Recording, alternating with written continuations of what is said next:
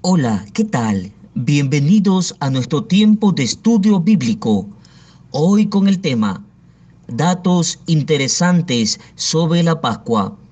Libro de Éxodo, capítulo 12, versículos 1 al 12. Habló Jehová a Moisés y a Aarón en la tierra de Egipto, diciendo: Este mes os será principio de los meses, para vosotros será este el primero en los meses del año.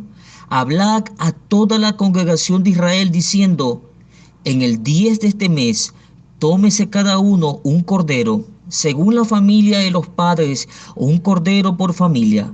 Mas si la familia fuere tan pequeña que no baste para comer el cordero, entonces él y su vecino inmediato a su casa tomará uno según el número de las personas, conforme el comer de cada hombre haréis la cuenta sobre el cordero.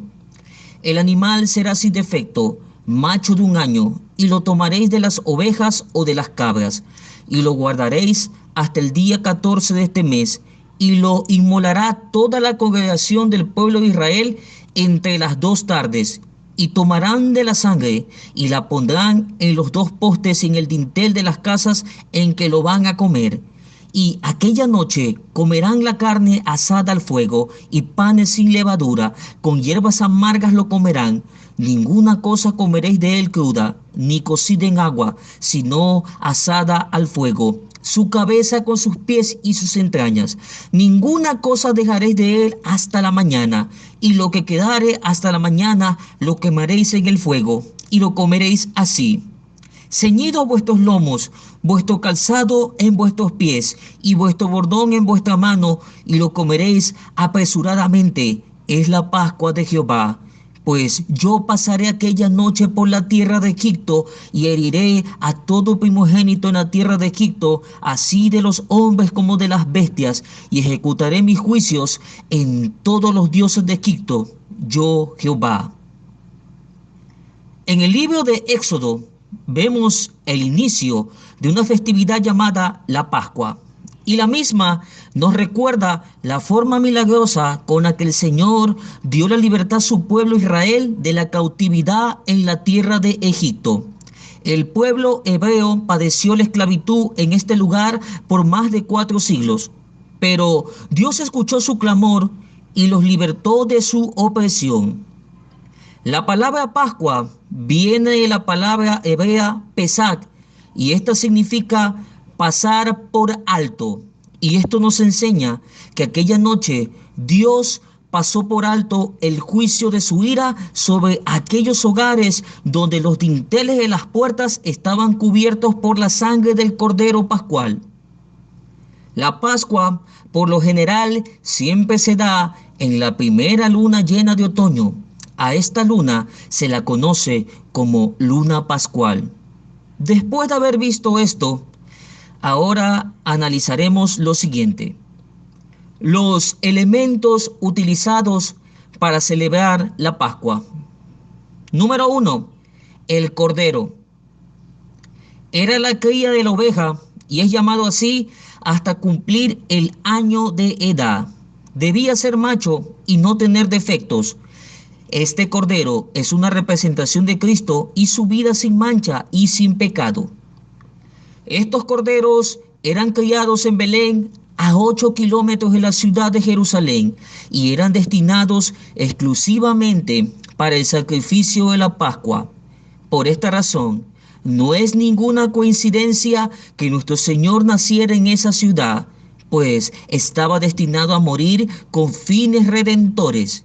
Y en el Evangelio de Juan capítulo 1 versículo 29 se da testimonio de él como el Cordero que quita el pecado del mundo.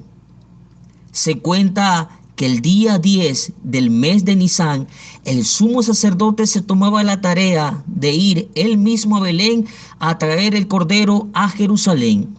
Y cuando se encontraba en la entrada de la ciudad, hacía un alto ante todos y dejaba entrar al cordero diciendo públicamente las siguientes palabras: Bendito el que viene en el nombre del Señor.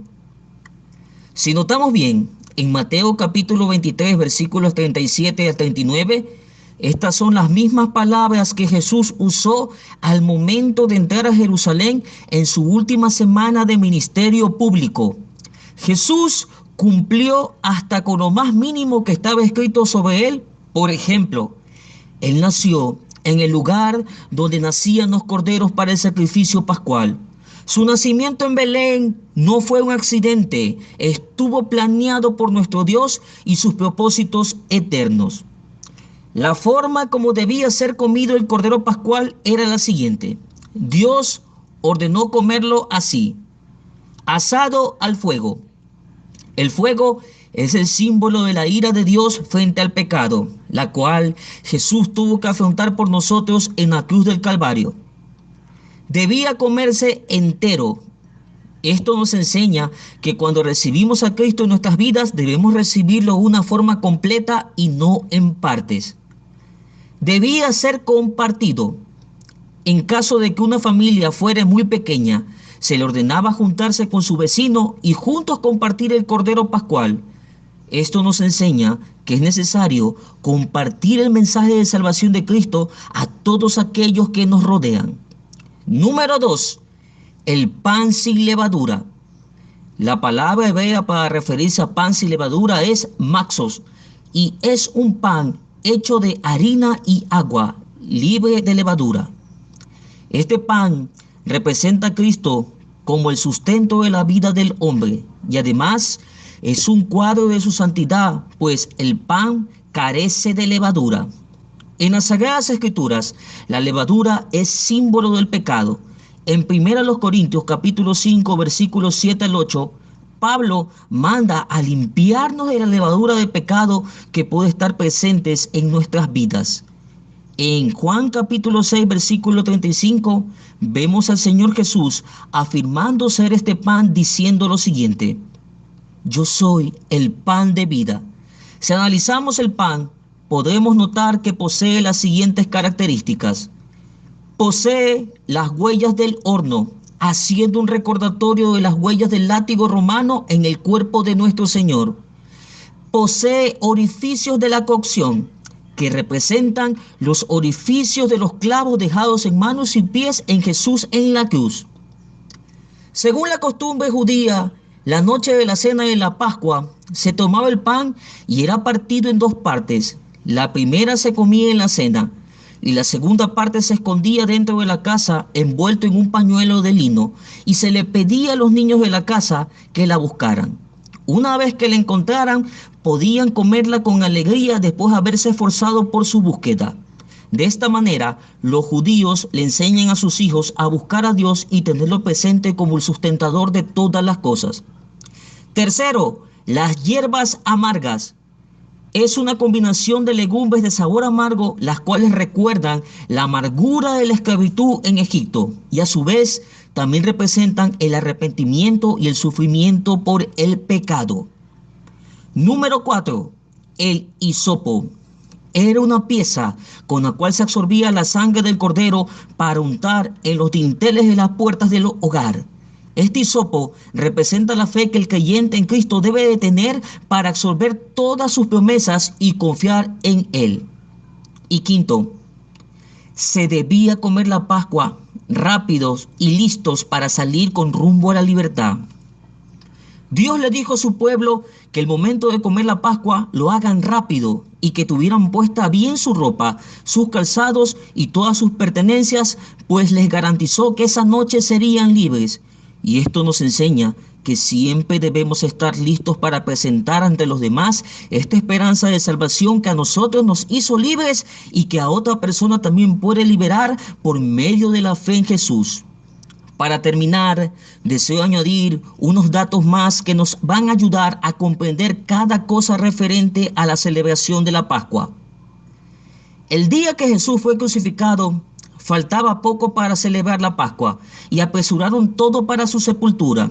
Y es interesante ver que en el momento en el cual Jesús fue colocado en la tumba, también en ese mismo instante los judíos colocaban el cordero pascual en el horno para cocinarlo para la cena de la Pascua. Otro dato interesante es que el día que Cristo resucitó, ese mismo día se celebraba en Israel la fiesta de las primicias. Pablo entendió esto y por eso escribió en 1 Corintios capítulo 15 versículo 20 lo siguiente: mas ahora Cristo ha resucitado de los muertos, primicia de los que durmieron es hecho.